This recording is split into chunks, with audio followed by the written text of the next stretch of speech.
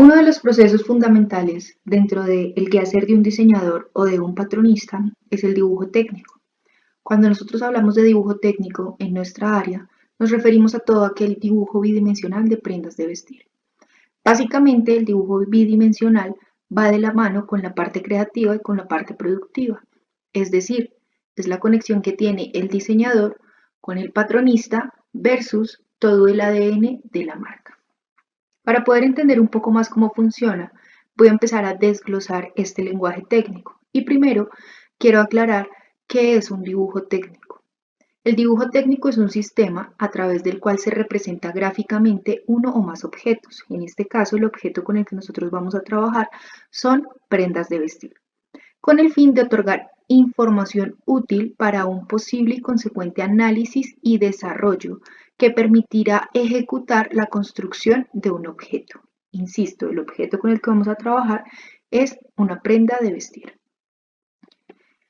El término bidimensional hace referencia a toda aquella figura que está compuesta únicamente por dos dimensiones. En este caso es el ancho y el largo.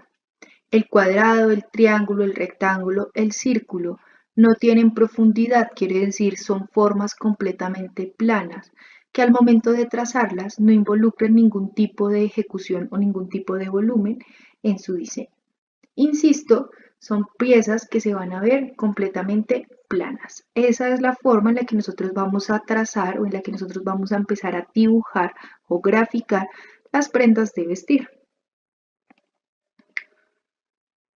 En todo lo que tiene que ver con dibujo técnico, aparecen diferentes tipos de líneas. Es importante tener en cuenta que no es el mismo tipo de dibujo técnico que se utiliza en un diseño arquitectónico o que se puede utilizar en toda la parte del diseño de modas. ¿Qué quiere decir? Nosotros trabajamos o siempre vamos a partir desde una línea guía. La línea guía, como su nombre lo indica, es un eje de simetría que se suele utilizar para saber cuál es la parte izquierda, cuál es la parte derecha y de qué manera se va a ir trabajando esa proporcionalidad. Cuando hablamos de una línea sólida, la línea sólida es aquella que demuestra o marca el croquis por donde va a ir pasando la prenda. En algunos casos también se utiliza línea sólida para demarcar cortes o uniones que va a tener la pieza. Otra línea que se suele utilizar es la línea intermitente. La línea intermitente hace referencia a pespuntes o costuras. Cuando hablamos de pespuntes, son todas aquellas costuras visibles que se ven encima o en la parte externa de la prenda. Es decir, cuando yo tengo una costura interna, no la voy a trabajar en línea punteada, sino que únicamente voy a dejar la línea punteada para lo que voy a mostrar de manera externa en la prenda. Cuando nosotros hablamos de figurín o de proporciones, aparece algo que se conoce como canon de belleza. Para entender un poco más cómo funcionan los cánones de belleza, vamos a acudir al siguiente video, en el cual nos explican de dónde o cómo nace. Los griegos en la antigüedad establecieron la cabeza como unidad de medida para el canon de belleza. Aparece el canon de Policleto, el cual sugiere una proporción de 7 cabezas, es decir, su cabeza cabe 7 veces en todo el largo de su cuerpo. Luego de esta proporción aparece Lisipo, el cual propone una silueta mucho más esbelta o un poco más esbelta. Esta silueta sugiere un canon de 7 cabezas y media, es decir, su cabeza cabe 7 veces y media en todo el cuerpo. Actualmente trabajamos con el hombre de Vitruvio, el cual propone o sugiere un canon de belleza de 8 cabezas. Estas 8 cabezas hacen que su silueta sea mucho más esbelta. Aquí vamos a empezar a ver una silueta de 8 cabezas y se le va a hacer la división para entender de qué manera funciona esta proporcionalidad. Es decir, en la primera cabeza, la cual va compuesta desde donde está la corona hasta donde está la barbilla, vamos a encontrar la cabeza o la primera sección. En la segunda sección, que va desde la barbilla hasta los pezones, vamos a encontrar la segunda proporción. De los pezones al ombligo, pasando por la cintura y pasando por los codos, vamos a tener la tercera cabeza. Del ombligo hasta la cadera, pasando por las muñecas, vamos a tener la cuarta cabeza. De la cadera, pasando por entrepierna, vamos a tener la quinta. De entrepierna a rodilla, o sea, por debajo de la rodilla, donde están los ejes de rotación, sexta cabeza. Continuamos con pantorrillas y ya por último tenemos la planta de los pies. Este es simplemente un canon de belleza, es decir, en la parte gráfica o en la parte de ilustración, especialmente en diseño de modas, entre más largo sea el canon de belleza, más estilizada la figura o la silueta. Nosotros logramos encontrar cánones hasta de 12 cabezas. ¿Para qué? Para que la silueta se vea mucho más estilizada. Ya luego de entender un poco más cómo funciona el canon de belleza, vamos a empezar a revisar qué diferencias existen entre figurín, ilustración y dibujo plano. Es importante resaltar y aclarar que nosotros en escena no trabajamos ni figurín ni ilustración, únicamente nos vamos a enfocar al dibujo plano. El figurín es una representación gráfica del cuerpo y de las prendas con una expresión viva, un trazo mucho más fresco, un movimiento dinámico, una pose elegante y una expresión adecuada al tipo de vestimenta propuesta. Si ustedes revisan, aquí tengo la silueta del cuerpo, el canon de belleza, con la proporción de cantidad de cabezas que se esté trabajando. Sin embargo, encuentro ejes de rotación o movimiento, quiere decir, hace que mi estructura se vea mucho más dinámica. Si lo vemos aquí en ejemplos, el figurín es todo aquello que va con movimiento al momento de utilizar o trabajar la plantilla. Si nos vamos al figurín que aparece al lado derecho de la pantalla, nos vamos a dar cuenta que este canon de belleza está mucho más estilizado que el canon de belleza que tenemos al lado izquierdo.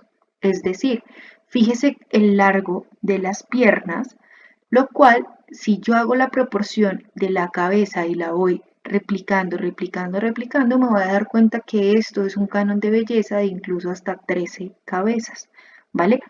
Eso es con la proporción o con la forma en la que nosotros vamos a estar trabajando. La ilustración son dibujos, esquemas, bosquejos, bocetos, sketch o pinturas que se hacen relacionados a la moda. Pueden ser de modelos, ropa, accesorios, prácticamente cualquier objeto o situación relacionada a la industria. Fíjese que cuando se habla de ilustración ya es el detalle, pero el detalle más expresión, ¿sí? O sea, se ve la pestaña, se ve el cabello, se ve el movimiento, las partes del cuerpo. Pero si ustedes detallan las prendas, fíjense que en las prendas no se ve mucho detalle dentro de su construcción. Es decir, la ilustración sirve muchísimo como un portafolio, un book de producto para poder vender lo que queremos mostrar o lo que queremos hacer. Sin embargo, para la parte productiva, para la parte de producción, este tipo de ilustración no es nada benéfico. ¿Por qué? Porque no logro ver por dónde van las costuras, qué cortes tiene, cuáles son los sistemas de ajuste, cuáles son los sistemas de cierre. Entonces seguramente el patronista y la persona que va a hacer la parte de confección va a quedar un poco corta con esta información y no se va a lograr el objetivo. Por eso, nosotros trabajamos todo lo que tiene que ver con dibujo plano. Entonces, fíjense lo que les decía, aquí se ve muchísimo la expresión de la cara. Si yo reviso en esta parte de acá, en la cintura se ve bastante ajustada, pero no me está diciendo de qué manera ajusta, no me está diciendo de qué manera cierra, no me está diciendo de qué manera va a ser funcional la prenda, únicamente me está mostrando la base estética y el contexto, fíjese acá, en el que va a poder ser utilizada. Es decir, vuelvo y repito, este tipo de ilustración sirve muy bien para vender un producto, más no para realizar la parte de construcción o la parte operativa. El dibujo plano es una representación detallada de una prenda, es decir, se deben identificar todas las características técnicas de la prenda: pespuntes, botones, costuras, pinzas, acabados. No tiene movimiento, o sea, fíjese que se ve la estructura como si estuviera completamente erguida. No se ve el brazo quebrado, la cintura inclinada, la cadera hacia un lado, sino que se ve completamente plano. Se debe identificar siempre delantero y posterior. Entonces fíjese que aquí tengo escote delantero y se ve el escote posterior porque la prenda tiene que verse completa, no se puede ver a medias.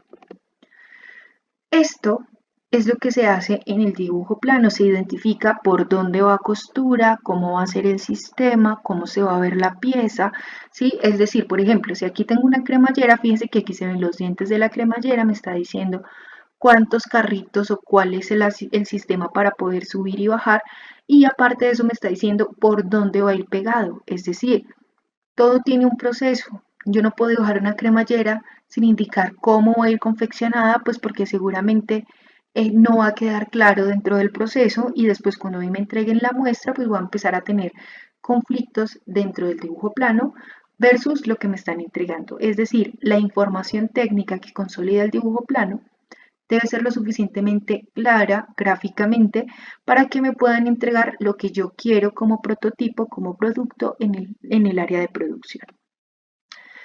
Fíjese aquí los botones tiene el botón, va a ser de 4 ojos, va a ir confeccionado y se ve el ojal por donde se va a trabajar. Ya después de entender un poco más cómo funciona, a qué le estamos apuntando y qué vamos a trabajar este trimestre en esta temática, vamos a profundizar un poco en cuáles son los tipos de trazos, qué tipos de lápiz existen, qué tipos de ejercicio pueden empezar a hacer para ablandar o para adiestrar un poco más la mano y el pulso. Es importante que tengan en cuenta que ustedes no van a hacer todo a mano alzada, ustedes van a poder acudir a reglas, van a poder acudir a software digitales, pero insisto, antes de pasar al software, usted debe poder hacerlo de manera manual para que pueda tener la comprensión de la proporción, de los detalles, para que ya luego sea mucho más fácil la construcción en el software.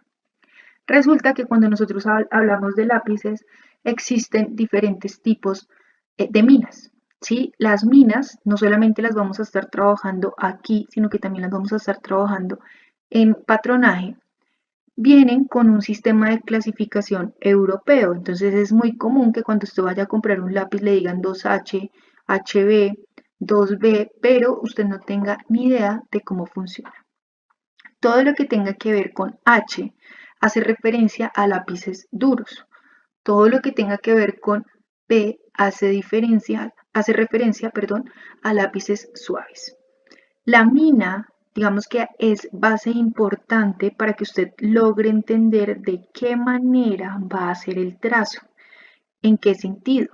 Seguramente si usted tiene una mano muy pesada en la cual usted empieza a partir, empieza a quebrar la mina, usted lo que debe utilizar es una mina H. ¿Por qué? Porque son minas duras. Si usted tiene una mano suave, liviana, que no logra identificar el trazo por donde usted marca o por donde usted va, seguramente el tipo de lápiz que va a tener que utilizar es un B. ¿Por qué? Porque son lápices blandos, pero fíjese que marcan o tiñen muchísimo más.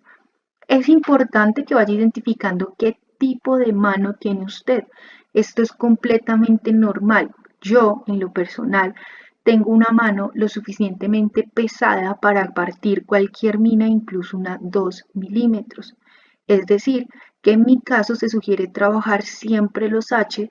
¿Por qué? Porque como tengo una mano tan pesada, si utilizo un B, me va a quedar un negro infinito y si utilizo un H, pues va a ser mucho más fácil que la mina no se esté partiendo y que la grafía o que la letra o lo que esté haciendo se vea mucho más clara y mucho más limpia.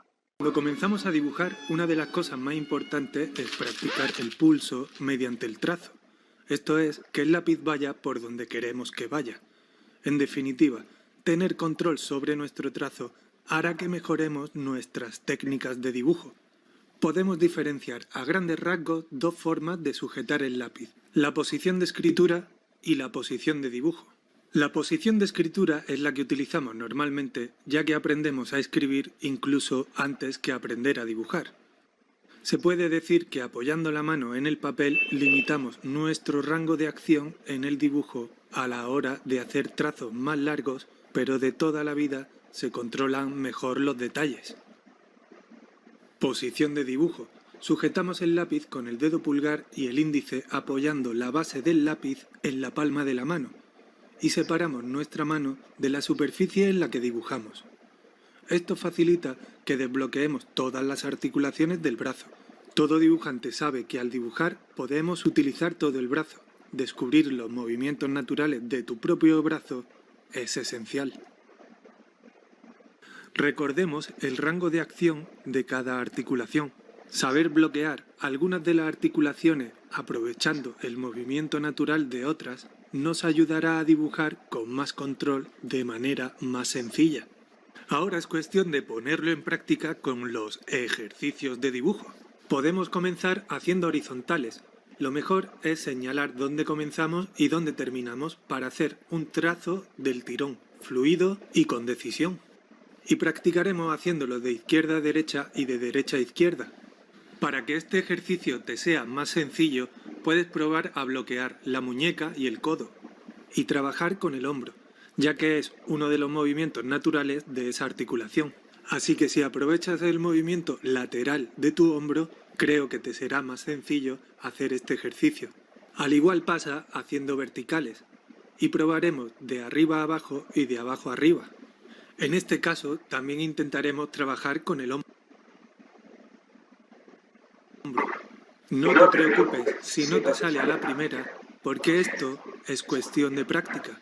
Cuanto más practiques, antes acostumbrarás a tus articulaciones a moverse como tú quieres, y así ganarás en fluidez. Una vez que controles las verticales y las horizontales, es cuestión de comenzar a hacer diagonales. Para que este ejercicio sea más sencillo, te diré que bloqueo la muñeca y trabajo con el hombro y con el codo. Para que esta práctica sea más completa, lo mejor es hacerlo de arriba a abajo y de abajo a arriba. Como ves, estoy utilizando la posición de dibujo, con lo cual al tumbar el lápiz, la línea sale bastante más ancha. También podemos probar a cambiar la posición y así verás cómo cambia tu tipo de línea. El secreto de poder dibujar con la posición de escritura es que separemos levemente la mano de nuestro papel, lo que se llama una postura liviana. Esto influirá en que podamos mover nuestras articulaciones con fluidez. Cuando controles las diagonales en pequeña dimensión, es hora de practicar diagonales con dimensiones más amplias, como estás viendo en el vídeo. Y ten en mente que no es cuestión de perfección, sino cuestión de práctica. Cuanto más practiques, más fácil será. Una buena recomendación es que te acostumbres a utilizar las dos posiciones, la de dibujo y la de escritura, ya que cerrarse solo a una no creo que sea lo más beneficioso.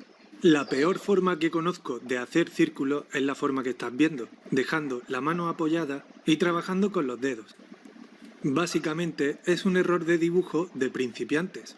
La mejor forma es hacer el movimiento antes de dibujar y hacerlo con el hombro, bloqueando la muñeca y parcialmente el codo. Este es uno de los movimientos más repetidos en el dibujo, así que cuanto antes te acostumbres, mucho mejor. Una vez que controles los círculos, es cuestión de pasar a las elipses, que son círculos en perspectiva. Y también trataremos de hacerlo de forma fluida. Si te das cuenta, mi movimiento natural es al contrario de las agujas del reloj. Ya luego de haber visto el video y entender cómo funcionan, no solamente los lápices, sino el manejo del lápiz y los tipos de ejercicios con los que podemos empezar a hacer aprestamiento, vamos a explicar de qué manera vamos a trabajar. Entonces, primero, usted va a hacer los siguientes ejercicios, no sin antes tener en cuenta que todos los ejercicios los debe hacer con el lápiz en posición de escritura. Es decir, van a empezar a trabajar líneas sólidas y constantes, firmes, sin inclinar la punta o la mina del lápiz.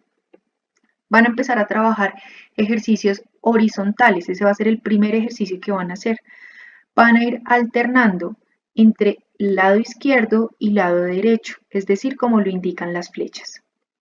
Luego, sobre esas horizontales van a ser verticales y van a ir alternando de arriba hacia abajo y de abajo hacia arriba, es decir, como lo indican las flechas. El tercer ejercicio van a ser las diagonales. Pueden hacer diagonales en toda la hoja, simplemente ir haciendo fracciones de diagonales, es decir, Usted puede tomar una hoja tamaño carta, oficio, reciclada, cuadriculada, la hoja que usted quiera y lo divide en 6 partes o simplemente 4 partes o simplemente coge la hoja completa y va trazando las diagonales de extremo a extremo. ¿Qué debe tener en cuenta? Las debe ir alternando de izquierda a derecha y de derecha a izquierda para ir haciendo ejercicios. Lo importante es que usted al final logre definir hacia qué lado es que tiene usted mayor destreza para poder manejar el lápiz. Insisto, todo lo van a hacer con el lápiz en posición de escritura. Y ya por último vamos a trabajar círculos. Es importante que recuerden que no deben apoyar la muñeca ni la mano al momento de hacerlos. Fíjese que en el video se explica o se hace la explicación que usted primero simula sin rayar de qué manera va a ser el círculo y ya cuando se sienta seguro lo marca o lo traza. Es decir, usted va a tener 3 hojas. En una va a tener ejercicios horizontales y verticales, en otra va a tener diagonales y en otra va a tener círculos.